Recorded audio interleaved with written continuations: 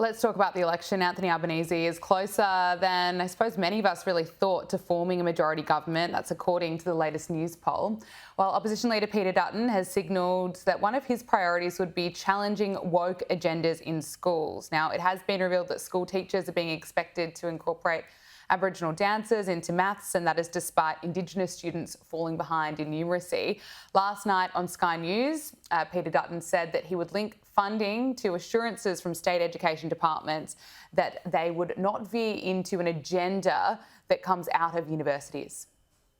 The Commonwealth Government doesn't own or run a school, and which is why people ask, well, why I've got a department of thousands and thousands of people in Canberra called the Education Department if we don't have a school and don't employ a teacher. But we do provide funding to the state governments, and we can condition that funding.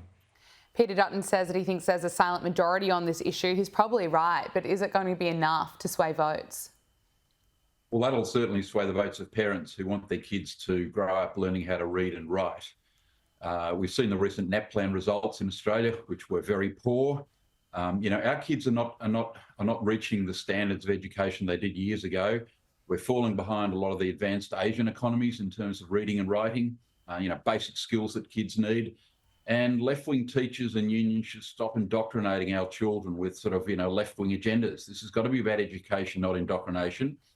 This is something around the world that's causing trouble in Western. There is now a kickback against this. There's now the mood is going in the other direction, away from this form of indoctrination and back towards basic teaching and learning.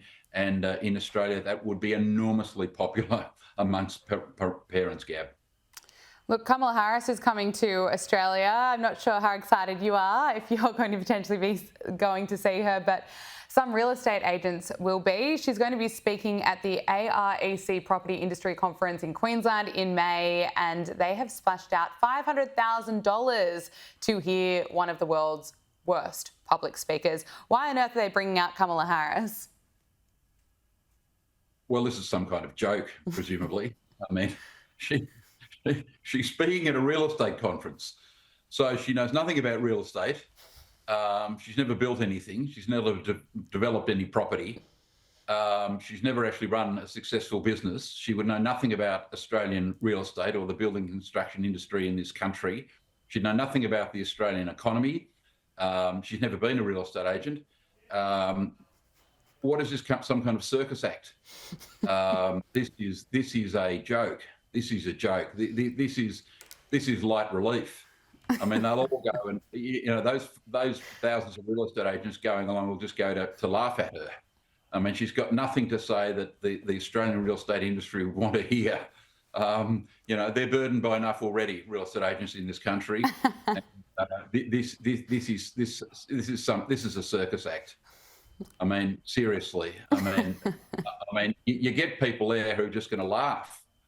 But would she have anything to say about capital gains taxes or negative gearing or the state of the property market, the interest rate dilemma in this country, building costs, GST on building, land release, state government planning approvals, building approvals, the delays in subdivisions that take place in this country, unionisation of domestic workforces in the building industry, the collapse of hundreds and hundreds of building companies, construction companies, the CFMEU. Has she got anything to say about any of those issues to do with the real estate industry in Australia?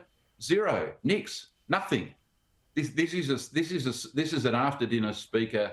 Instead of a comedian, they're bringing in Kamala Harris. I mean, this is just for comedic relief after a long. Quite frankly, what a joke! $500,000. What a joke. I have to agree with you there, Michael Kroger. Thank you so much for joining us. Great to speak with you.